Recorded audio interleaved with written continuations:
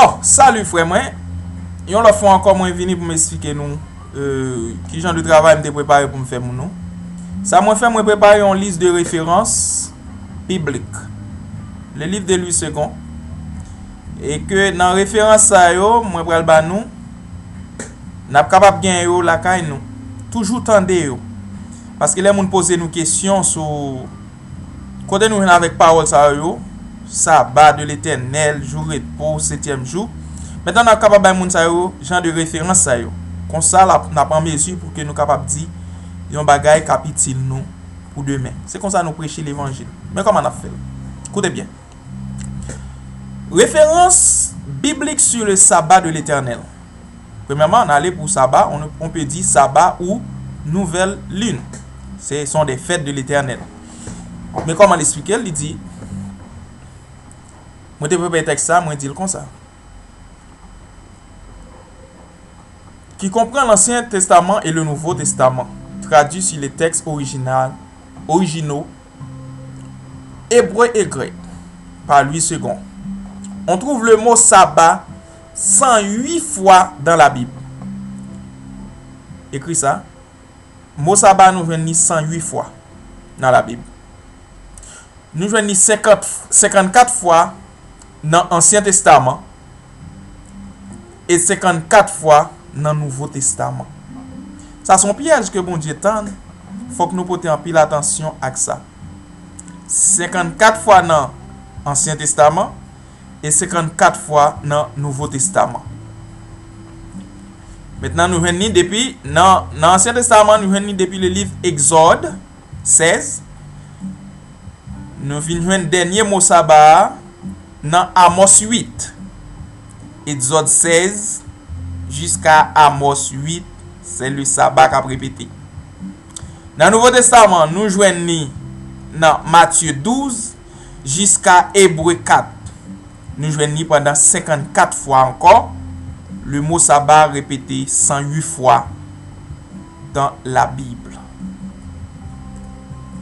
Ma presse bayo rapidement là, prend plus mon qui est en marqué. Références de l'Ancien Testament. Les références de l'Ancien Testament sont Exode 16, verset 23, verset 25, verset 26, verset 29. Exode 31, verset 14, 15, 16. Exode 35, verset 2 et 3. Lévitique 23, verset 3, verset 11, verset 15, verset 16 et verset 32. Lévitique 24, le verset 8. Lévitique 25, verset 2, verset 4, verset 6. Nombre 15, verset 32. Nombre 28, verset 9 et 10. 2 Rois 4, verset 23. 2 Rois 11, verset 5, 7, 9. 2 Rois 16, verset 18. 1 Chronique 9, verset 32. 2 Chronique 23, verset 4 et 8. Néhémie 9, verset 15. Néhémie 10, verset 31. Néhémie 13, verset 15, 16, 17, 18, 19, 20, 22. Psaume 92, verset 1er. Ésaïe 56, verset 2 et 6. Ésaïe 58, verset 13. Ésaïe 66, verset 23. Jérémie 17, verset 21, 22, 24 et 27. Lamentation 2, verset 6. Ézéchiel 46, verset 1er, 3, 4 et 12. Amos 8, verset 5. Ça, c'était référence pour le sabbat dans l'Ancien Testament.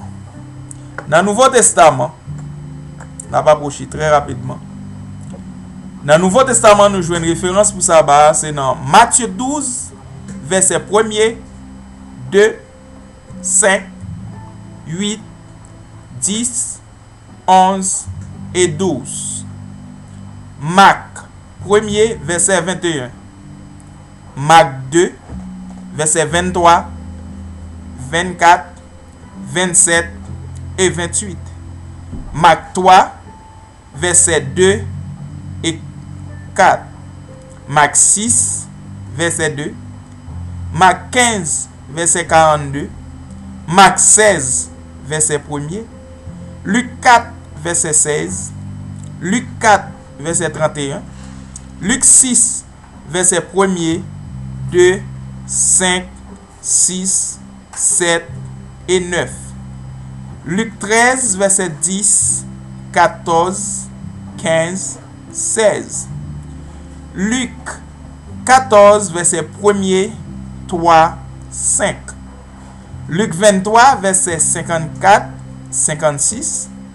Jean 5, verset 9, 10, 16, 18. Jean 7, verset 22, 23. Jean 9, verset 14, verset 16. Jean 19, verset 31. Actes des apôtres 1er, verset 12. Actes des apôtres 13, verset 14, 27, 42, 44. Actes des apôtres 15, verset 21. Actes des apôtres 16, verset 13. Actes des apôtres 18, verset 4. Et Hébreux 4, verset 9. Ça, c'est référence ça que nous gagnons pour le sabbat de l'Éternel. Maintenant, nous allons traverser pour 7e jour, qui a un rapport avec sabbat, avec culte, avec jour du repos. Pour le 7e jour, mes références. Genèse 2, verset 2 et 3. Genèse 7, verset 11. Genèse 8, verset 4. Exode 13, verset 6, 7, 8, 9 et 10. Exode 16, verset 26, 34. Exode 20, verset 8, 11. Exode 23, verset 10, 16. Exode 24, verset 15, 18. Exode 31, verset 15, 16, 17, 18. Exode 34, verset 21, 22. Exode 35, verset 1er à 10. Lévitique 16, verset 29, 34. Lévitique 23, verset 1er à 8. Lévitique 23, verset 16, 32. Et verset 38 à 43. Lévitique 25, verset 1er. Deutéronome 5, verset 11. 15. Deutéronome 16, verset 8. Josué 6, verset 1er à 15. 2 Samuel 12, verset 13 à 24. 1 Roi 20, verset 28 et 29. Et nous avons une référence du 7e jour. Nous avons dans Hébreux 4, verset 1er à 13. Merci.